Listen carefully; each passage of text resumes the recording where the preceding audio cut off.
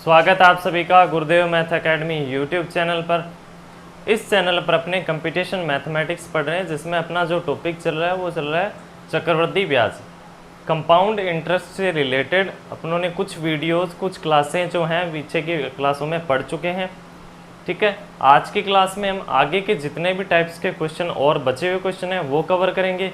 पीछे की क्लास में हमने कुछ क्वेश्चन किए हैं, उससे पीछे की जो क्लासें हैं उनमें हमने साधारण ब्याज को भी कंप्लीट कर लिया है और चक्रवृद्धि ब्याज से रिलेटेड जितने भी टाइप्स के क्वेश्चन हैं लगभग काफ़ी क्वेश्चन कर लिए हैं। आज की क्लास में हम आगे क्वेश्चन को कवर करेंगे। इस चैनल पर कंपटीशन मैथमेटिक्स का जो भी टॉपिक है, ठीक है, वो कंप्लीट करेंगे, चाहे रेलवे के लिए हो चाहे एसएससी के लिए हो। कंप्लीट सिलेबस करेंगे मैथमेटिक्स का। हमारा ये लगभग दूसरा से तीसरा टॉपिक होगा। ठीक है, शुरुआत करते हैं आज के वीडियो की। लेते हैं आज का पहला क्वेश्चन। देखिए, क्वेश्चन जो है चक्रवृद्धि ब्याज से रिलेटेड काफ़ी क्वेश्चन अपनों ने कर लिए हैं। बाकी क्वेश्चन आज की क्लास में कुछ करेंगे। इंस्टॉलमेंट से रिलेटेड पॉइंट अभी भी बाकी है। किस्त, चक्रवृद्धि ब्याज की जो किस्त होती है उससे रिलेटेड पॉइंट है, अभी भी बाकी है, वो आगे की क्लासों में कवर करेंगे। आज का जो पहला क्वेश्चन है वो आपको इस प्रकार से दे रखा है कि 2 वर्ष पहले मेरी मोटर बाइक का मूल्य 62,500 था। यदि प्रतिवर्ष 4% का मूल्य ह्रास होता है तो इस समय उसका मूल्य क्या होगा। ठीक है, कोई भी उन्होंने रेट दे रखा है 62,500 रुपये। ठीक है, ये रेट था और ये कहता है हर साल जो है वो 4% से मूल्य का क्या हो रहा है, ह्रास हो रहा है, यानी कि जो मूल्य में है वो लॉस जा रहा है 4% का। इसका मतलब ये होगा कि हर बार जैसे कोई भी 100% मूल्य है तो वो कितना हो रहा है, 96 हो रहा है, क्योंकि उसमें 4% की कमी आ रही है। 4% की हर बार कमी आ रही है तो वो 96 पे रह गया। ठीक है, ये कहने का मतलब ये होता है। ठीक है, तो इसका मतलब हर बार कितना हो रहा है, 96%। 100 पर कितना हो रहा है, 96, और ये कितने टाइम के लिए, 2 वर्षों के लिए, तो 2 बार लगातार कर देंगे। ठीक है, ये क्वेश्चन जो है अपने परसेंटेज में भी पढ़ेंगे और यहाँ पर भी इस क्वेश्चन को कर रहे हैं। ठीक है, ये कितना, 24/25, 24/25, 24/25 इंटू में 24/25, ये कितना हो जाएगा 576। 24 का स्क्वायर 576 और 25 का स्क्वायर 625। ठीक है, ये अब का मूल्य है और ये इसका पहले मूल्य था। ठीक है, समझ आ रहा होगा, क्योंकि अब जो मूल्य है वो घट चुका है, क्योंकि हर बार 4% का लॉस हो रहा है, तो अब मूल्य तो क्या होगा, कम होगा, और पहले कितना था, मूल्य ज़्यादा था। हर बार 4% की कमी हो रही है मूल्य में। 4% हटेगा बटे में 100, यानी कि 1/25। ठीक है, 25 पर 1 की कमी हो रही है, तो अब मूल्य कितना रह गया, 24/25। ठीक है, 25 से 24 मूल्य होता जा रहा है और 2 वर्षों में हो रहा है, तो ऐसा 2 वर्षों के बाद में ये हो चुका है। इसका मतलब पहले मूल्य था 625 और पहले मूल्य कितना था, 62,500 बटे में 625, और अब मूल्य कितना हो गया, 576।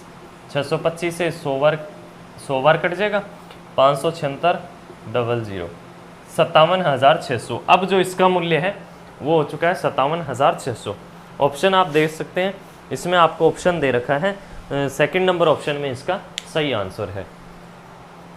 ये क्वेश्चन अपने जो परसेंटेज का टॉपिक है उसमें भी पढ़ेंगे, यहाँ पे भी अपने इस टाइप्स के कुछ क्वेश्चन करेंगे। 1 से 2 क्वेश्चन जब दे रखे हैं तो मैं एक बार साथ में सोल्व करवा देता हूँ। चलिए नेक्स्ट क्वेश्चन देखिए। यहाँ पे वृद्धि भी हो सकती थी, कमी हो सकती है, वृद्धि हो सकती है। अगर वृद्धि होती तो 25 पे 1 की वृद्धि होती, यानी कि 26/25 हो जाता। कमी हो रही है तो 25 - 1, 24/25 हो गया। ठीक है, ये करने का तरीका होता है। अगला क्वेश्चन देखो, नेक्स्ट क्वेश्चन दे रखा है कि 27 वर्षीय और 25 वर्षीय 2 भाइयों में 16,820 रुपये की राशि विभाजित की जाती है। उन्होंने अपनी अपनी राशि का 5% चक्रवृद्धि ब्याज पर इस प्रकार निवेश किया कि 40 वर्ष की आयु पर उन्हें बराबर बराबर राशियां मिले। बड़े भाई का हिस्सा रुपयों में कितना होगा। टोटल आपको अमाउंट दे रखा है 16,820। 16,820 ये मूलधन दे रखा है टोटल, और ये कहता है 5% से इन्होंने निवेश किया है, और दोनों की एज कितनी हो जाए, 40 वर्ष। एक कितनी एज का है, बड़ा कितनी एज का है, 27 का, और दूसरा छोटा है वो कितनी एज का है, 25 वर्ष की एज का है। 23 दे रखा है, 25 दे रखा है, इसमें आपको दे रखा है 27 और 25। ठीक है, अब ये जब 40 साल की एज तक जाएगा तो इसने कितने साल हो जाएंगे इसके, यानी कि 13 सालों तक ये ब्याज प्राप्त करेगा। और ये जब 25 से 40 साल की एज तक जाएगा तो ये कितने सालों का ब्याज प्राप्त करेगा? 15 सालों का। ठीक है, तो इसे 13 सालों तक ब्याज मिलेगा, इसे 15 सालों तक ब्याज मिलेगा। और जब ब्याज मिलके और इनके जो अलग अलग मूलधन हैं 16,820 में से इन्होंने अलग अलग बांट रखे हैं, वो अपने को पता नहीं, आधे आधे नहीं बांटे, अलग तरीके से बांट रखे होंगे। बांटने के बाद में जब ये लास्ट में जब कैलकुलेट करेंगे कि ये 13 साल बाद, ये 15 साल बाद, यानी कि दोनों 40 के हो जाएंगे। ठीक है, दोनों ही एक साथ जब काउंट करेंगे तो देखेंगे दोनों के पास बराबर बराबर राशि है और चक्रवृद्धि ब्याज की दर दे रखी है 5%। इनका मतलब ये हुआ कि मिश्रधन लास्ट में बराबर है। मैं मान लेता हूँ कि पहले का मिश्रधन, पहले का मूलधन, पहले ने कितने रुपए लिए होंगे? मान लेता हूँ कि पहले ने P1 रुपए लिए होंगे। ठीक है, तो इसका जो मिश्रधन होगा, अमाउंट होगा, ठीक है, इसका जो पहले का अमाउंट होगा जो बड़ा है, बड़े का अमाउंट मान लिया मैंने P1 है, मूलधन P1 है, उस पर 1 + R/100 की पावर T, ये उसने उसका मिश्रधन बना लिया। ठीक है, ये मिश्रधन हो गया। और दूसरा मिश्रधन भी, दोनों के मिश्रधन तो बराबर हैं। इसका मिश्रधन कितना होगा? मान लेता हूँ इसका मूलधन P2 है। ठीक है, इस P1 और P2 के रूप में ही ये पैसे हैं, ये 16,820 इन्होंने इस रूप में बांट रखे हैं P1 + P2 के रूप में। ठीक है, देखो ये कितना हो जाएगा? 1 + R/100 की पावर T। ठीक है, और ये टाइम T1 है और ये T2 टाइम है। और जो ये दोनों के दोनों मिश्रधन है ये आपस में बराबर है। ये लास्ट में इसने बोला है तो अपने डायरेक्ट इनको बराबर रख देते हैं। P1 1 + R का मान कितना है? 5/100 पावर T, T1 जो है टाइम कितना है? 13 वर्षों का, बराबर इसका टाइम कितना हो गया? P2 1 + R कितनी है? 5%/100 पावर टाइम कितना है? 15 वर्ष। ठीक है, ये इनका टाइम हो गया। इन दोनों को आपस में बराबर रखना है। अब यहाँ से मैं एक पॉइंट ये भी लिख सकता हूँ, P1/P2 बराबर, ये कितना हो जाएगा? 5 से 20, 20 और 1 21, 21/20, तो 21/20 की पावर हो जाएगा 15 और ये हो जाएगा 13, 21/20 की पावर 13। ठीक है, अब आपको एक पॉइंट और भी याद रखना है। पॉइंट कौन सा? कि जब भी आपको ऐसे दे रखा हो 1 की पावर 5, 1 की पावर 3, तो ये 1 की पावर के 2 के बराबर होता है। जब भी ऐसे दे रखा हो, ठीक है, तो ये घातें एक दूसरे में से माइनस हो जाती है। जब आपको ऐसे दे रखा हो 1 की पावर 3 गुणा में 1 की पावर 5, तो ये 1 की पावर 8 के बराबर हो जाता है। ठीक है, जब गुणा दे रखा हो तो पावर जुड़ जाती है, ये दोनों सेम होने चाहिए, ये भी ए है, ये भी ए है, तो इनकी पावर जुड़ जाएगी। अगर ये ए है, ये भी ए है, अगर बटे में दे रखा है तो इनकी पावर माइनस हो जाएगी। यहाँ से देखो 21/20, 21/20, ठीक है, तो इनकी पावर क्या होगी? माइनस हो जाएगी। P1/P2 बराबर माइनस हो जाएगी तो पावर कितनी बचेगी? 21/20 की पावर 2। 15 और 13, 15 सालों तक चक्रवृद्धि ब्याज तो काउंट नहीं कर सकते। 15 सालों तक कैसे करेंगे चक्रवृद्धि ब्याज काउंट? कर सकते हैं लेकिन उस हिसाब से कंपटीशन में कर ही नहीं पाएंगे। और P2 इसके लिए 13 सालों तक चक्रवृद्धि ब्याज काउंट करना होगा। तो ऐसा ना करके ऐसा करेंगे जब मिश्रधन बराबर दे रखा हो। यहाँ से मैं ये लिख सकता हूँ कि P1/P2 जो है वो कितना आ जाएगा? 441/400। और इसी रूप में तो इन्होंने अपने मूलधन को बांट रखा है। तो कितना हो गया टोटल? 441 और 400, टोटल इन दोनों को ऐड करें तो कितना हो गया? 1, 4 और 841, 841। और 841 किसके बराबर है? 16,820। 16,820 बटे में 841 गुणा में अपने को किसका मान चाहिए? P1 का मान चाहिए, क्योंकि अपने को बड़े वाले का मान चाहिए। बड़े का मान कितना होगा? बड़े भाई का 441। ठीक है, 841 से कितनी बार कट जाएगा? 2 बार कटेगा। और ये 0, 20। अब इससे मल्टीप्लाई कर देते हैं, कितना हो जाएगा? 0 और ये हो जाएगा 2, 8, 8, 8,820। छोटे का पूछे तो कितना हो जाएगा? 8,000। बड़े का पूछे 8,820। ये इस क्वेश्चन का आंसर है। इसमें आपको ऑप्शन दे रखे हैं, ऑप्शन से आप चेक कर लीजिए। ये क्वेश्चन आपको अच्छे से समझ में आ गया होगा। सिंपल सा क्वेश्चन है। 27 वर्षीय, 25 वर्षीय, 40 वर्ष की एज तक ये 13 सालों तक ब्याज लेगा, ये 15 सालों तक। इनका आपस में मिश्रधन बराबर है, मिश्रधन को बराबर रखना है। रेट दे रखी है, दर दे रखी है आपको 5%। यहाँ से दोनों के मूलधन निकल जाएंगे। मूलधन का मान जो होगा उनको दोनों को ऐड कर लेना है और मूलधन के बराबर लिखना है। जिसका भी पूछा है उसका बता देना है। चलिए नेक्स्ट क्वेश्चन करते हैं। अगला क्वेश्चन देखो। बाकी जो छोटे छोटे और भी पॉइंट हैं वो अपने नंबर सिस्टम में भी कवर करेंगे और अलग अलग टॉपिक में भी कवर कर लेंगे। ठीक है, चलिए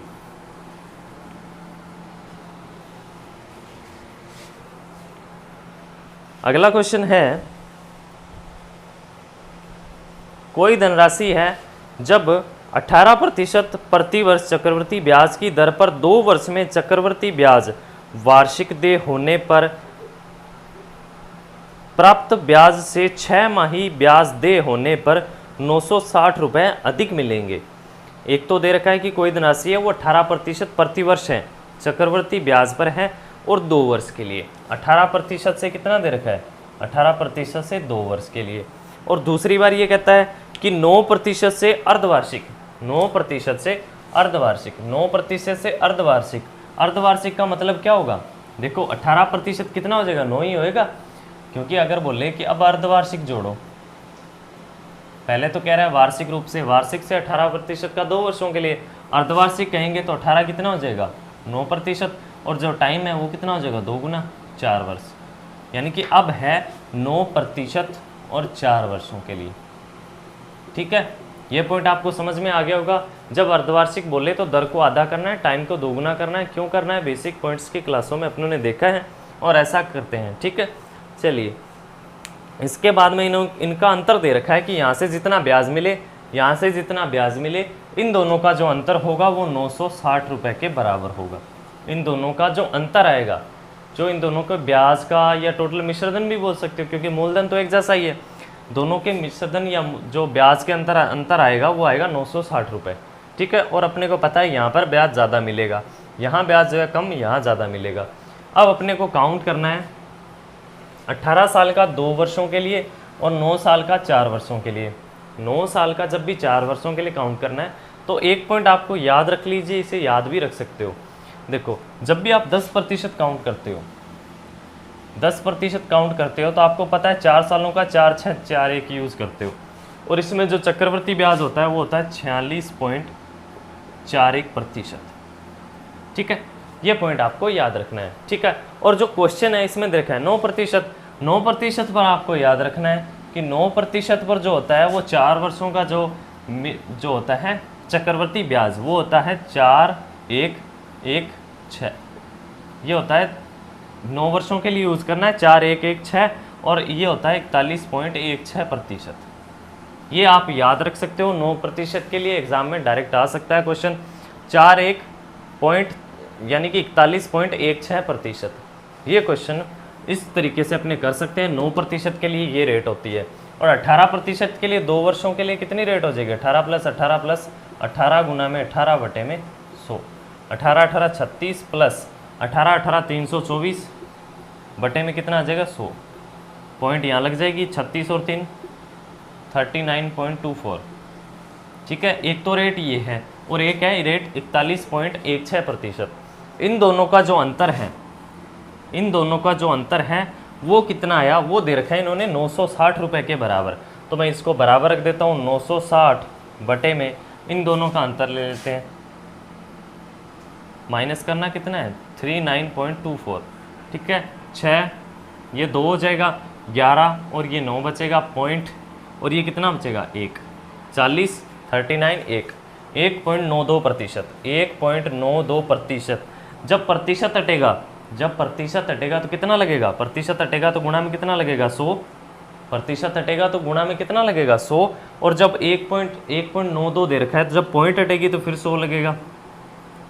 ठीक है, अब ये कितने बार कट रहा है इससे? एक बार काट के देख लेते हैं। अपने काट लेते हैं 12 से, 12 से 8 बार 0, 12 से 1, 12 से 6, 16 से 5 बार, कितना हो जाएगा? 50,000। ठीक है, ये इस क्वेश्चन का आंसर हो जाएगा, 50,000 हो जाएगा। 4 0 लगते कितना हो जाएगा? 50,000। ये इस क्वेश्चन का आंसर है। ये क्वेश्चन भी आपको अच्छे से समझ में आ गया होगा। चलिए नेक्स्ट क्वेश्चन पे चलते हैं। अगला क्वेश्चन देख, 4116, ये 9% के लिए आप याद रख सकते हो। 4 6 4 1 याद रखते हो, वैसे 4116% भी आप याद रख सकते हो। ठीक है, नहीं तो फिर आपको जो है वो 9% से 4 सालों के लिए आपको उस तरीके से काउंट करना पड़ेगा, 109 बटे में 100, उसके लिए 4 बार उसे मल्टीप्लाई करना पड़ेगा, या फिर आप इस तरीके से याद रख सकते हो। ठीक है, चलिए और 4 6 4 1 कैसे बना, ये भी आप पीछे की बेसिक क्लासों में देख सकते हो कि 4 6 4 1 का जो तरीका है वो कैसे बनाया है। चलिए नेक्स्ट क्वेश्चन देखिए। अगला क्वेश्चन आपको दे रखा है, एक कंपनी की आय 20% प्रतिवर्ष बढ़ जाती है यदि कंपनी की आय 2012 में 26, ये दे रखा है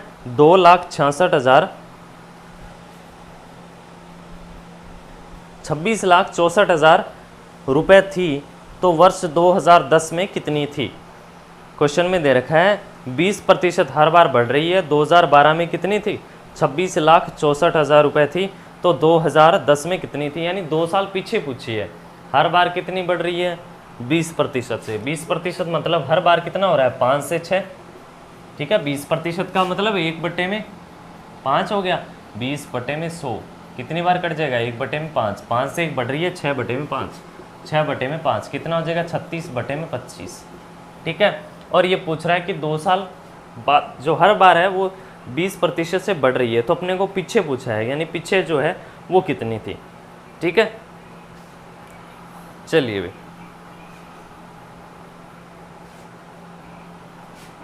ठीक है।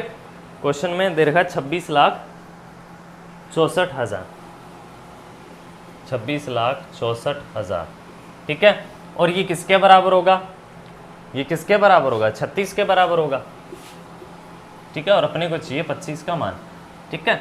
ये हर बार बढ़ रहा है, बढ़ के कितनी बार हो गया, 26,64,000 हो गया 36 के बराबर, क्योंकि ये बढ़ता हुआ मूल्य है। अपने को पीछे जाना है, यानी कि पीछे जो वास्तविक मूल्य था वो क्या था, 2 साल पहले।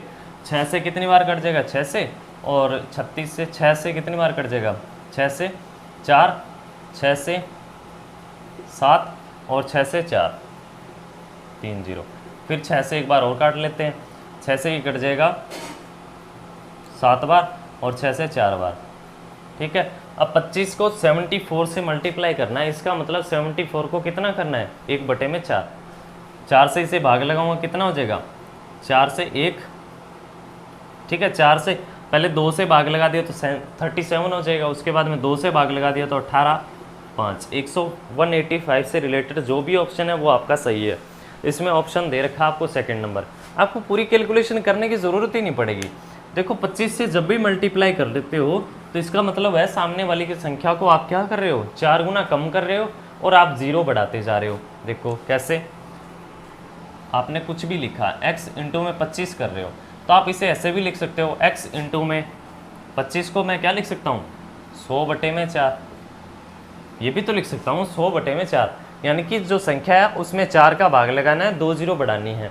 और 5 से जब मल्टीप्लाई कर देते हैं तो क्या करते हैं, संख्या को आधी करते हैं और जो है 1 0 बढ़ा देते हैं। तो सिंपल सा तरीका है, 25 से मल्टीप्लाई ना करके मैं इसका चौथा हिस्सा कर देता हूँ, आधा हिस्सा करूँगा तो 37 हो जाएगा, 37 का भी आधा करूँगा तो 18.5 हो जाएगा, 18.5 हो जाएगा। तो 185 से रिलेटेड जो भी ऑप्शन है आपको, अब आपको ऑप्शन देखना है, क्योंकि ऑप्शन टाइप क्वेश्चन है तो ऑप्शन ही देखना है, सीधा ही ऑप्शन पे टिक किया और आगे निकले, क्योंकि अपने को मल्टीप्लाई कर करके पूरा थोड़ी निकालना है कि पीछे कितनी 0 आएगी कितनी नहीं आएगी, वो तो तब देखेंगे जब एक जैसे रिलेटेड जो है वो ऑप्शन दे रखे हो। ऐसा तो कुछ नहीं है, ऑप्शन तो एक ही मिल रहा है, 185 से रिलेटेड जो भी ऑप्शन है वो सही होगा, ठीक है। चलिए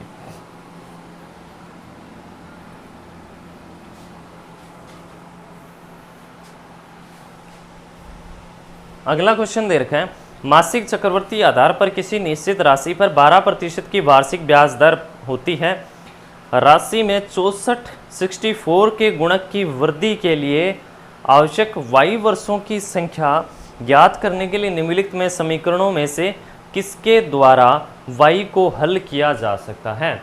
4 ऑप्शन दे रखे हैं, उसमें से आपको ये बताना है कि इसमें कौन सा ऑप्शन है जो टाइम को निकाल सकता है। y इसने दे रखा है टाइम, समय को कौन सा ऑप्शन है जो बता सकता है। क्वेश्चन में समझा देता हूँ क्या कहना चाहता है। क्वेश्चन में ये कहा है कि मासिक चक्रवर्ती आधार पर, यानी कि कह रहा है मासिक, यानी कि मासिक चक्रवर्ती ब्याज, ठीक है। एक होता है वार्षिक, वार्षिक मतलब हर साल जो रेट है वो रेट होती है दर 12%, 10%, जो भी रेट है। अर्धवार्षिक का मतलब जो रेट होती है वो कितनी होती है, आधी हो जाती है। क्यों हो जाती है कि अर्धवार्षिक का मतलब होता है 6 महीने, और 6 महीने में जब मैं 12 का भाग लगाऊंगा, ईयर में बदलूंगा, साल में बदलूंगा, तो 1/2, और इसके लिए रेट जो है वो आधी हो जाती है, टाइम 2 गुना हो जाता है। ठीक है, अगर मैं बोलूँ 3 माही, 3 माही मतलब 3/12, तो कितना हो जाता है 1/4, दर 4 गुना कम हो दर जो है वो 1/4 हो जाएगी और टाइम 4 गुना हो जाएगा। इसी प्रकार ये कह रहा है मासिक चक्रवर्ती, मासिक चक्रवर्ती, और ये कहता है कि 12% की रेट है, 12% की रेट है। मासिक का मतलब क्या हुआ, 1 महीना, 1 महीना इसे साल में कैलकुलेट करूंगा तो 12 से भाग लगाऊंगा, तो इसका मतलब दर को कितना करना है 1/12, रेट कितनी दे रखी है आपको 12, 12 का 1/12 कितना हो गया 1%। अपने पास दर आ गई 1%। और जो टाइम है, टाइम अपने पास क्या है, टाइम जो भी है, जो टाइम है वो अपने पास क्या है, जितना टाइम था उसका कितना हो जाएगा, जितना टाइम था उसका कितना हो जाएगा 12 गुना हो जाएगा, क्योंकि मासिक का तो 12 से भाग लगाया है, दर की में 12 का भाग लगाया है, टाइम में 12 का मल्टीप्लाई कर देंगे तो अपने पास टाइम ये आ जाएगा। इसका मतलब ये y गुना में t मैं लिख सकता हूँ ना, इसको जो भी उसका टाइम था उसका 12 गुना टाइम हो जाएगा। यहाँ से ये पॉइंट आपको अच्छे से समझ में आ गया होगा। ठीक है, टाइम आपको क्या रखा है y। अब अपने को निकालना है अमाउंट। अब इसने एक पॉइंट और बोला है कि वह जो है वह 12% वार्षिक ब्याज दर पर राशि में 64 के गुणक की वृद्धि के लिए, राशि में 64 के गुणक की वृद्धि, यानी कि जितना मूलधन था उसका मूलधन कितना हो जाता है, वो 64 इंटू में p हो जाता है। पहले मूलधन उसका p था और अब जो मूलधन है वो मूलधन जो है वो मिश्रधन के साथ, ब्याज के साथ मिलके मिश्रण धन बन के और कितना हो जाता है 64 इंटू में p हो जाता है। ये क्वेश्चन में कहने का तरीका है, यानी कि अपने पास मिश्रधन कितना है, मिश्रधन क्या होता है, अमाउंट बराबर p इंटू में 1 + r/100 की पावर t। ठीक है, अमाउंट कितना दे रखा है 64p बराबर मूलधन p 1 + r का मान 1/100 पावर t। ठीक है, t लिख सकता हूँ, यहाँ से मैं p से p कैंसिल कर देता हूँ। 64 बराबर 1 प्लस ये कितना हो जाएगा 100, 101/100 की पावर t। t का मान क्या लिख सकता हूँ मैं 12y भी लिख सकता हूँ, 12y। ठीक है, तो ये इस क्वेश्चन का आंसर है। यहाँ से आप इसे आगे सोल्व नहीं कर पाओगे, तो ये इस क्वेश्चन का आंसर है। ठीक है, अब ऑप्शन चेक कर लीजिए।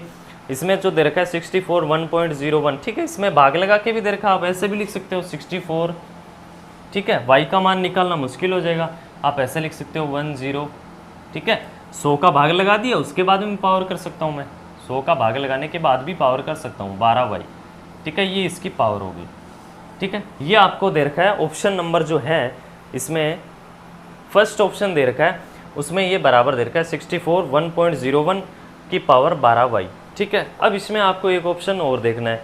इसमें आप देखिए 4 नंबर ऑप्शन, 4 नंबर जो ऑप्शन है उसमें आपको ऐसे दे रखा है 8 बराबर 1.01 की पावर 6y। ठीक है, 6y। ये आपको 4 नंबर जो ऑप्शन है उसमें आपको इस तरीके से दे रखा है 8 बराबर 1.01 की पावर 6y। ठीक है, देखो यहाँ से जो अपनों ने ये पॉइंट निकाला है, देखो जो ये निकाला है 64 1.01 पावर 12y, क्या ये और ये दोनों एक बराबर है? क्या मैं इसको ऐसे भी लिख सकता हूँ? ये आपको थोड़ा सोचना है। देखो 64, अब मैं इसे देखो इस पे दोनों तरफ स्क्वायर कर रहा हूँ, मैं स्क्वायर कर सकता हूँ ना दोनों तरफ, कोई प्रॉब्लम तो नहीं है, दोनों तरफ स्क्वायर भी कर सकता हूँ। स्क्वायर अगर दोनों तरफ कर दी तो ये कितना हो जाएगा 64, और जब इसकी स्क्वायर कर दी तो ये 12, 6 गुना में 6y कितना हो जाएगा 12y, तो ये 1.01 की पावर 12y। तो मैं इसे ऐसे भी लिख सकता हूँ, फिर तो ये ऑप्शन भी सही होना चाहिए। इसका मतलब इसमें पहला और चौथा ऑप्शन दोनों ही सही होने चाहिए अगर इस तरीके से करें तो। देखो यहाँ से मैं ये भी तो लिख सकता हूँ, जैसे आपने ये लिख रखा है, अगर मैं ऐसे लिखूँ a की पावर 3 है, a की पावर 3 है, तो इसका अगर मैं स्क्वायर करूँ तो आप ऐसे ही लिखोगे a की पावर 6।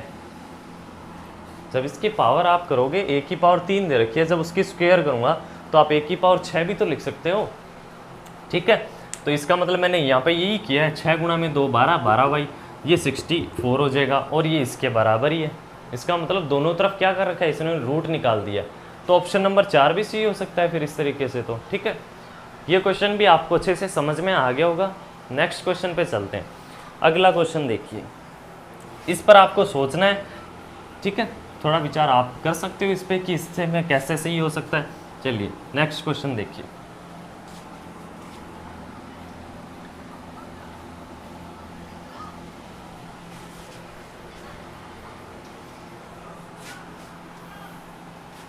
अगला क्वेश्चन दे रखा है, बी ने ए से 6% वार्षिक के साधारण ब्याज पर 5,000 रुपये उधार लिए और सी को 10% वार्षिक चक्रवर्ती ब्याज पर उसे उधार दे दिया। यदि बी 2 वर्ष बाद सी से राशि वापस लेकर ए को चुकाता है तो बी को लेन देन में कितना लाभ हुआ।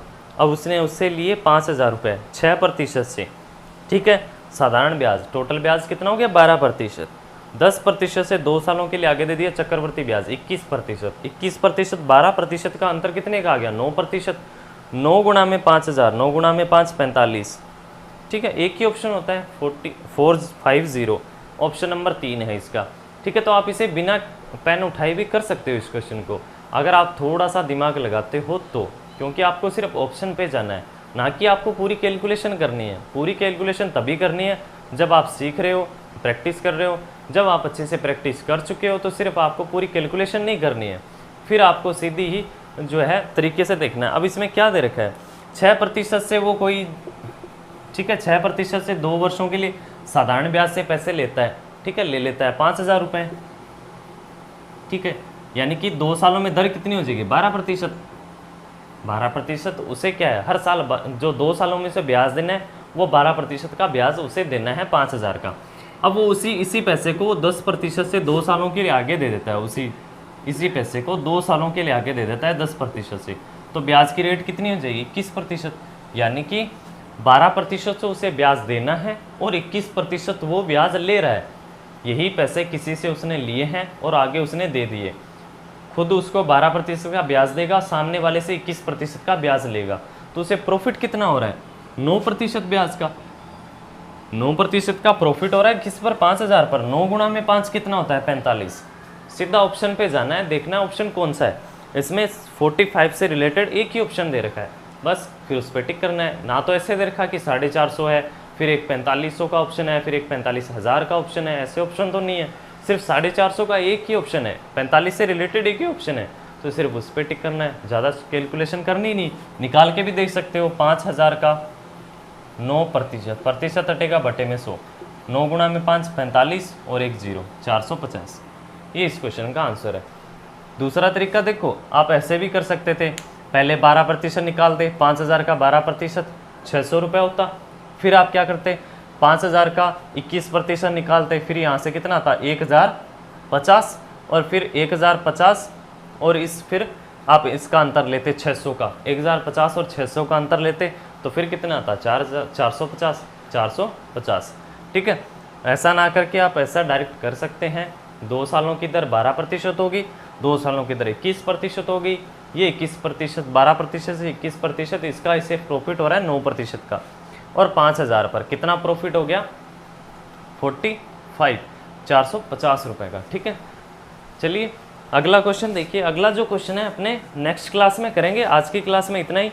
अब जो अपने ने ये किरण की बुक है, इससे अपनों ने 5 से 6 टाइप के जो क्वेश्चन है, 6 टाइप्स के जो इसमें क्वेश्चन है, इसमें से अपनों ने इंस्टॉलमेंट का एक टाइप नहीं किया है। बाकी जितने भी टाइप्स के क्वेश्चन हैं वो सारे के सारे कवर कर लिए हैं। कुछ जो रिपीट क्वेश्चन है जिनमें बार बार एक सिर्फ वैल्यू चेंज है, बाकी सेम क्वेश्चन है, तो उनको मैंने बार बार नहीं करवाया है। बाकी इसमें जितने भी टाइप्स के अच्छे लेवल के क्वेश्चन हैं, चाहे सिंपल है चाहे अच्छे लेवल का है, सारे क्वेश्चन मैंने करवा दिए हैं। 6 टाइप इसके हैं, 6 के 6 टाइप क्लियर करवा दिए हैं। आगे इसमें जो अभ्यास के लिए आगे और क्वेश्चन दे रखे हैं, अन्य महत्वपूर्ण के जो क्वेश्चन दे रखे हैं अभ्यास के लिए दे रखे हैं, वो क्वेश्चन में मैं आगे की क्लासों में सॉल्व करवाऊँगा। नेक्स्ट क्लास जो है उसमें अपने पढ़ेंगे इंस्टॉलमेंट में अपने पढ़ेंगे चक्रवर्ती ब्याज की किस्त। उसमें 1 से 2 क्लास में, लगभग 2 से 3 क्लास में इंस्टॉलमेंट से रिलेटेड क्वेश्चन और उसके बेसिक पॉइंट कंप्लीट कर लेंगे। मिलते हैं नेक्स्ट क्लास में, तब तक आप वीडियो को रिवीजन करते रहिए। अगर समझ में नहीं आता है तो आप वीडियो को थोड़ा रिवाइज करके देखिए, समझ में आ जाएगा। बाकी क्वेश्चन नेक्स्ट क्लास में करेंगे। थैंक यू, धन्यवाद।